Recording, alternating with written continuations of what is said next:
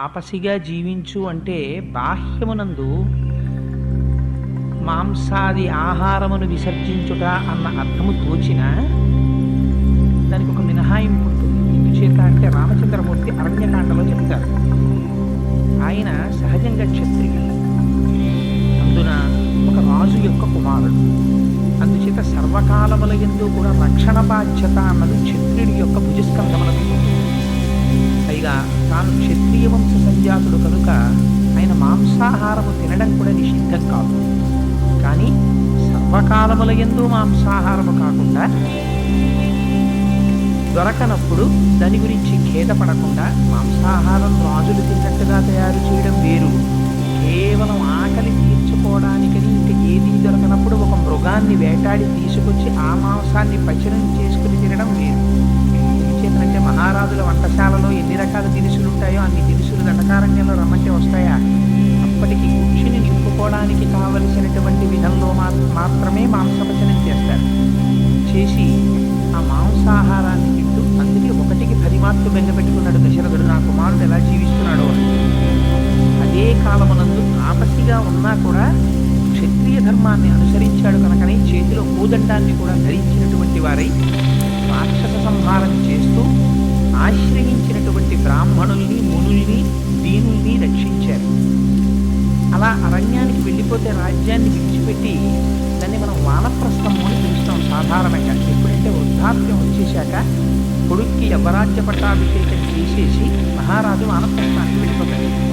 కానీ రామచంద్రమూర్తి వెళ్ళిన దాన్ని వానప్రస్థము అని పిలవరు, దాన్ని వైఖానస ధర్మము అంటారు. అంటే అందులో భార్యతో కూడినటువంటి వాడై పుత్రధర్మాన్ని పాటించడానికి, తండ్రి గారు ఇచ్చినటువంటి మాట నిలబెట్టడానికి తాత్కాలికంగా 14 సంవత్సరములు అరణ్యవాసం చేస్తాడు. కానీ చేసేటప్పుడు ఎంత ఏకాంతంలో ఉన్నా చుట్టూ ఉండేటటువంటి ప్రకృతి ఇంద్రియములకు భోగము కల్పించేది, ఇంద్రియములను ఉత్సాహపరిచేది అయినప్పటికీ ఏ కారణము చేత మనస్సులో భార్య యందు గ్రామ్య సుఖములను అనుభవించాలనేటటువంటి కోరిక జనించనటువంటి స్థితిలో ఇంద్రియములను జయించినటువంటి వారై ఉంటారు. అందుచేత అలా ఉండడాన్ని వైఖానస ధర్మము అని పిలుస్తారు. అందుకనే అరణ్యవాసంలో 14 సంవత్సరములు అటువంటి నియములు పాటించి తిరిగి రాజ్యమునకి రావాలి, వచ్చి తల్లిదండ్రులకి నమస్కారం చేయాలి.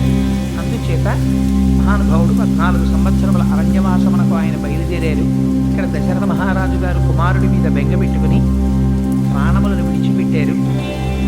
ఆయన శరీరాన్ని విడిచిపెట్టారు అనేటటువంటి విషయాన్ని ఇతరులైనటువంటి మంత్రులు వారు కూడా వచ్చి నిర్ధారణ చేసిన తరువాత అంతఃపురం అంతా క్రౌంచపక్షులు ఇచ్చినట్టుగా బిగ్గరగా ధ్వని చేస్తూ ఆ పత్నులందరూ ఏడుస్తున్నారు.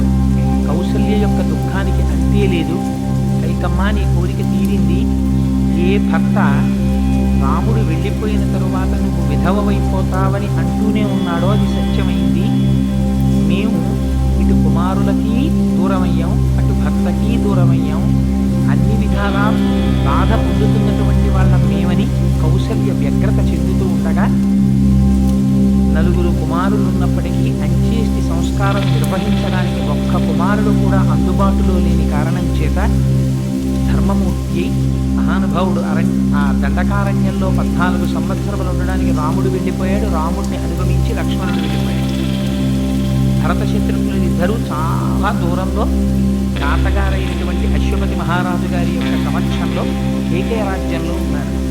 అందుచేత ఇప్పుడు కుమారుడు ఉంటే తప్ప అంచేష్టి సంస్కారం నిర్వహించకూడదు. కుమారుడికి మాత్రమే ఆ హక్కు ఉంది. ఎందుచేత అంటే తండ్రి తనలో ఉండేటటువంటి తేజస్సుని భార్య యందు ప్రవేశపెడతాడు. తండ్రి యొక్క తేజస్సు సర్వావయవముల నుండి కదులుతుంది. అందుకే ఆత్మావై పుత్రనామాసి అంటారు.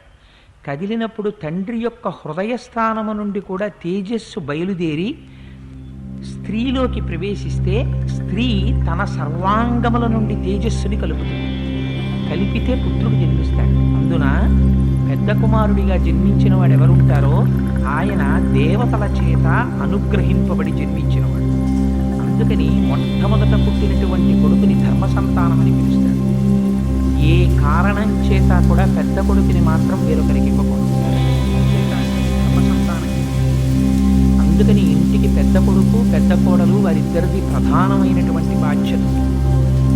రాముడు ఎక్కడున్నాడో తెలియదు, అరణ్యవాసమునకు వెళ్ళిపోయాడు, వెనక్కి రాడు. మరి అంత్యేష్టి సంస్కారం ఎవరు చేస్తారు? కొడుకులు చెయ్యాలి. అందుకని శరీరాన్ని తైలద్రోణిలో పెట్టారు.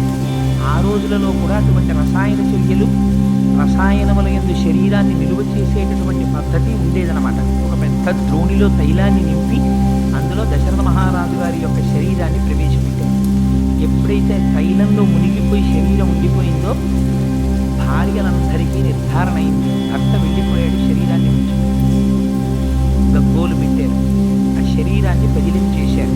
బదిలం చేసిన తర్వాత ఆ రోజంతా హఠాత్తుగా సంభవించినటువంటి పరిణామం కనుక ఎవ్వరికీ మనస్సులో స్థిరత్వం లేదు. చాలా బెంగ పెట్టుకుని బాధపడుతూ ఉన్నారు. ఆ రాత్రి ఎట్లాగో గడిచింది. కుమారులు రావాలి, వచ్చి అంత్యేష్టి సంస్కారం నిర్వహించాలి. అటువంటి సమయంలో మరునాడు ఆ రాత్రి గడిచిన తరువాత మరునాడు ఉదయం ఒక్కసారి మహర్షులందరూ కూడా సభామంటపానికి చేరారు.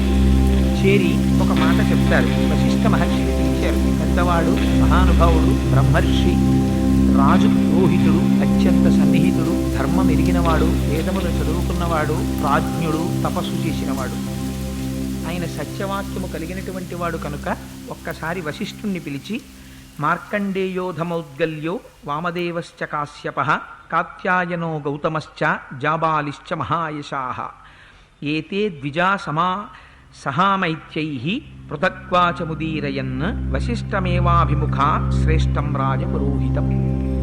వీళ్ళందరూ కలిసి వశిష్ఠుడిని తీసుకొచ్చి ఒక ఉత్తమాసనం మీద కూర్చోబెట్టుకుని, మార్కండేయుడు మహానుభావుడు, దీర్ఘాయుర్దాయము కలిగినటువంటి వాడు, మౌద్గల్యుడు, వామదేవుడు, కాశ్యపుడు, కాత్యాయనుడు, గౌతముడు, ఇటువంటి మహర్షులందరూ సమావేశమయ్యారు. వశిష్ఠుడితో చెప్తున్నారు, మహానుభావ వశిష్ఠ, ఒక్కరోజు రాత్రి రాజు లేకుండా రాజ్యం గడవవలసి వస్తే 100 సంవత్సరములు గడిచినట్టు. రాజు లేకుండా రాజ్యం ఉండకూడదు. ఎందుచేత అంటే రాజు లేనటువంటి రాజ్యం శత్రువుల యొక్క దృష్టి పడడం ఒక్కటే కాదు, రాజు కానీ సింహాసనం మీద కూర్చుని ఉండకపోతే, రాచరికం సరిగ్గా నడవకపోతే, ప్రభుత్వం అన్నది ఉన్నది అన్న విషయం లోపిస్తే ఎంత ప్రమాదములు జరుగుతాయో ఆనాడు రామాయణంలో చెప్పారు. ఎంత ఆశ్చర్యకరంగా ఉంటుందో చూడండి. అయోధ్యకాండలో మహర్షులు చెప్తారు, నారాజకే జనపదే విద్యున్మాలీ మహాస్వనః అభివర్షతి పర్జన్యో మహీం దివ్యేన వారిణ. నారాజకే జనపదే బీజముష్టి ప్రకీర్యతే నా రాజకే పితుపుత్రో భార్యావా వర్తతే వశే. నా రాజకే ధనం చాస్తి భార్యాప్యరాజకే ఇదమత్యాహితం చాన్య కుతః సత్యమరాజకే. నారాజకే జనపదే కారయంతి సభాం నరాః ఉద్యానాని చ రమ్యాణి పృష్ఠాః పుణ్యగృహాణి చ. నారాజకే జనపదే యజ్ఞశీలాద్విజాతయః తత్రాణ్యాన్యాపతేదాంత బ్రాహ్మణాః సంస్కృతవ్రతాః. నారాజకే జనపదే ఉద్యానాని సమాగతాః సాయాహ్నే క్రీడితుం యాంతి కుమార్యో హిమభూషితాః.